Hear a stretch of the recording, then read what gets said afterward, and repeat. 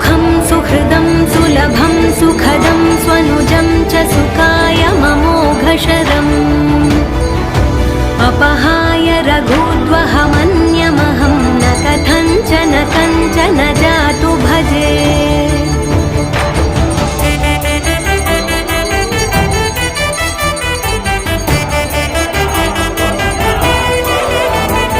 विना वेङ्कटेशं ननाथो ननाथः सदा वेङ्कटेशं स्मरामि स्मरामि।